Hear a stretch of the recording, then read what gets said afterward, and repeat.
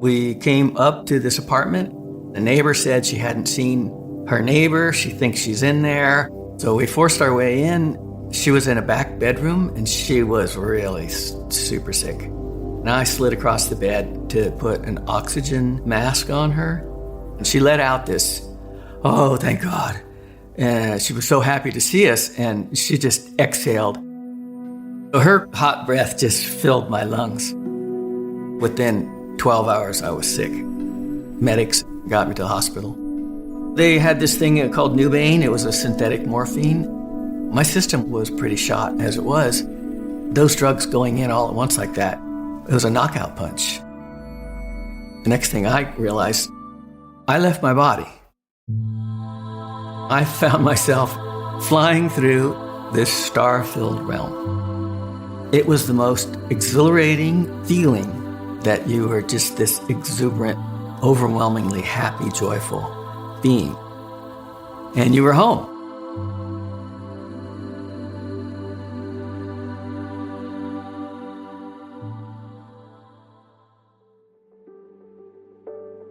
My name is Bill Letson. I grew up in the central coast of California. I was big in swimming and water polo and surfing. It's kind of an idyllic life, being in the ocean and camping on the beach. It couldn't have been any better. After high school, I had taken a class at Cal Poly on fire control, and it really piqued my interest. I was coming back from the beach, and there was this huge fire burning up on the mountain. So I pulled over in my flip-flops and board shorts and scrambled up the hill. There was a woman there. She had a couple of toddlers and a dog and a bunch of puppies, and this fire was coming at her house. I didn't know much, but I knew I could help. Got the hose out, got a shovel, managed to turn the fire away from the house. The fire department showed up, and they're like, "Hey, dude, we could use somebody like you, and we got a hotshot crew, and you should check into it." So I got a job with Santa Barbara County Fire. I was hooked on service to others. When somebody's at the end of their rope and they dial 911 and, you're on the truck going to help, it really meant a lot to do that job. I would have done every shift for free. If you talk to nurses and teachers, military people and social workers, they'll say the same thing. You have a drive to be of service to others.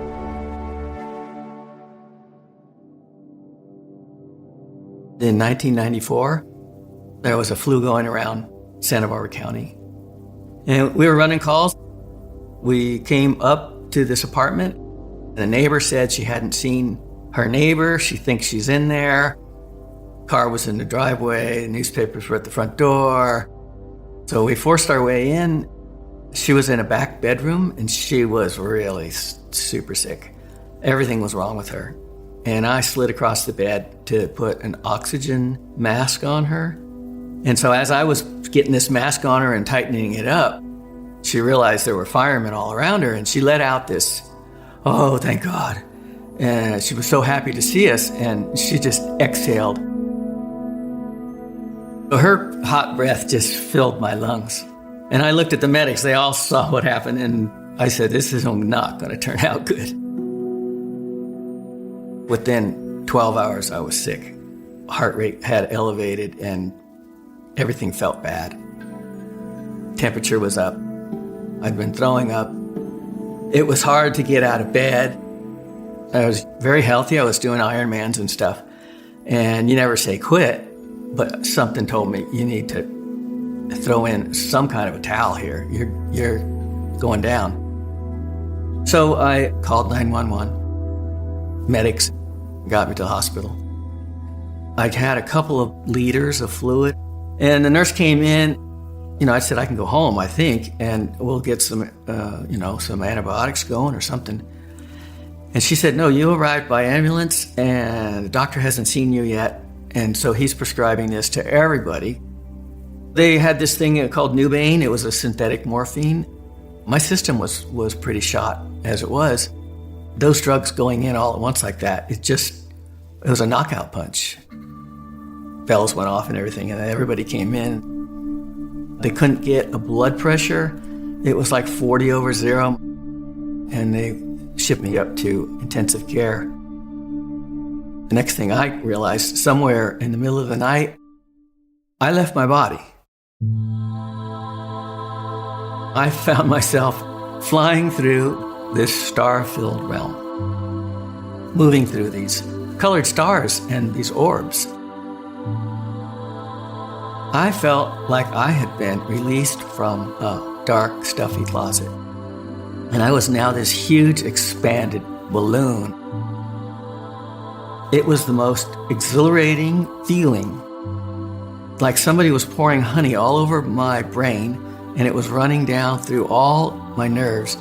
Emotions of acceptance and joy. That was your vibration, that you were just this exuberant, overwhelmingly happy, joyful being. And you were home. It was just absolute ecstasy. There was another thing that was going on, and it was this knowledge. It's like all this knowledge is scripted on the universe. All you have to do is think about a subject, and it just floods in. I remember as a kid in college, you had a thing called a microfiche. You bring that thing up on a screen, and then if you spun it, then the pages would just flash by. And that's what it was. It was just coming super fast. And there was just this flood of information. The whole script of a human being, it's all there on the skein of time. Nothing was impossible in that realm. As I was flying along, I remember one thing that was really powerful was, how in the world did I believe I was this dude? How did I believe I was Bill? I had this whole personality, and I had these relationships, I had these likes and dislikes. All of that had dropped away. It was like I was playing a game, and I was pretending to be this person, this human being. We're all just playing these parts. It's all a game. I think that the object of the game is, can we wake up in the game and realize who we are with joy and kindness and patience?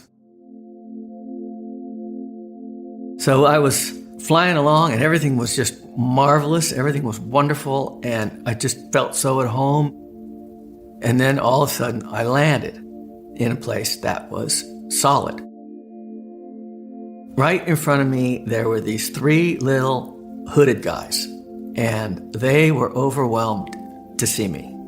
And I felt immediately good in their presence. They were asking me questions all of a sudden, like, how was it? What did you see? What did you learn? What can you tell us? I was really confused, and they were amused by that. And one of them stepped forward, and he turned to the other two, and he said, "He doesn't remember us." And they all started giggling. It was like I had just gotten off the roller coaster, and they were my best friends, and they were back at the landing, and they all wanted to know, how was the roller coaster? And I hadn't really gotten my wits about me to tell them. This other guy, he was like this tall, wispy guy. He's made out of energy, like a swirling tornado or a whirlpool. He moved forward. Parts of him would separate and then catch up. And he had this big smile on his face. You could tell he was super happy, and more than that, you could feel his love. And as he got closer to me, my throat just tightened and my chest was like overinflating. I felt like I was going to drop to my knees and break down crying uncontrollably from love. Historically, our ancestors, they have names for them. They're these non-physical beings that bounce between our ability to perceive them. And they called them things like helpers, guides, angels. Yeah, I do think this is some sort of connection to a higher self. So I said, what's next? A review of my life? You guys want to get started with that? Something in me, that fire captain experience or something, was, okay, there's a procedure here, and let's get busy with it. The tall, wispy guy, he just cracked up. When he stopped chuckling, he said, okay, sure, let's do that. This wasn't a review of life. This was a show and tell. It was like a tour of the dimensions of our situation here. I didn't have any huge regrets. I told a few stories about jobs I wish I'd taken and a couple other things.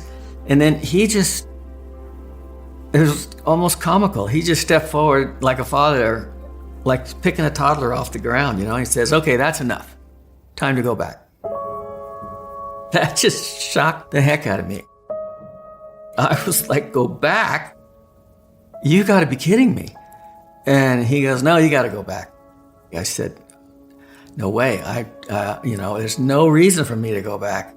I knew there was more out there, and I didn't have any fear about where I was or where I was going.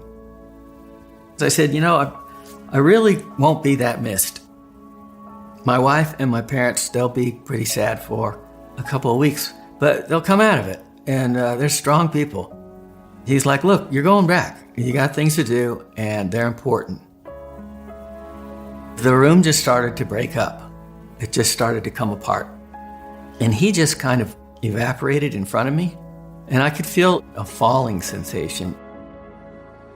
And I dropped away from that in-between place. And I fell away into darkness.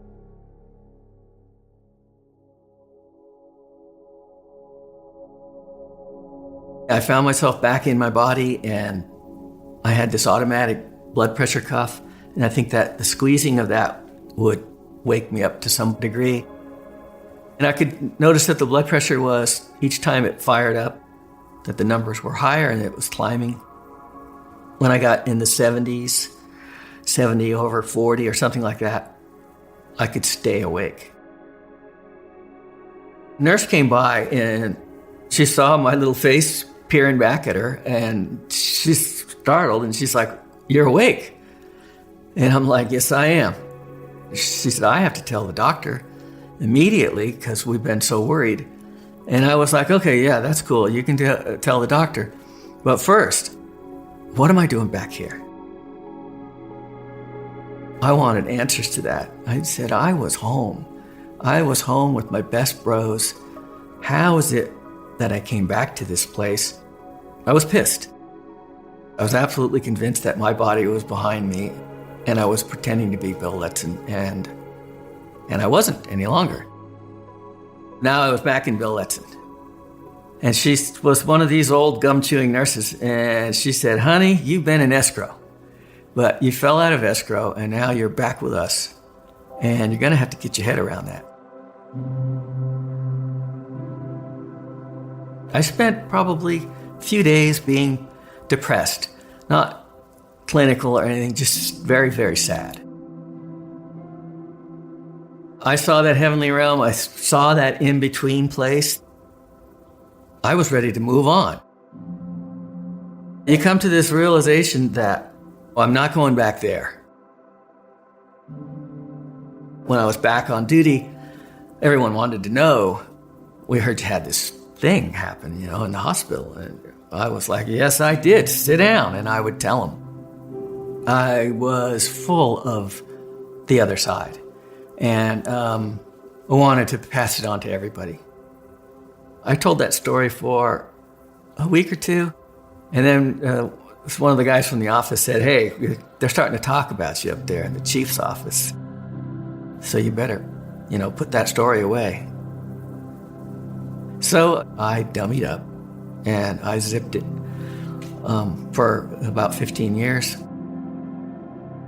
I didn't forget it and I didn't dismiss it. It had to cook with me over all those years. And when I retired, it came roaring back.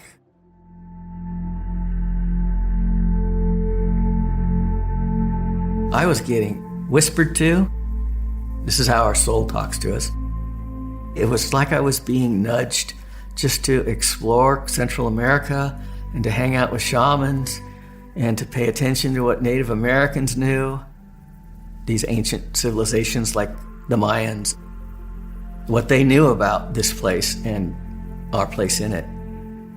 I was told to go into these places where everything's slowed down. There's no Wi-Fi, there's no routers, and get back to the stillness. And if you get quiet enough, the soul can speak to you. And most of us are not in an environment where we can become that still, that meditative state that opens something up to experience more. Well, we don't have to fly to Pluto. It's all right here. You need to raise your vibration through that great spirit, source energy, the sun, and the veil starts to break down in front of you.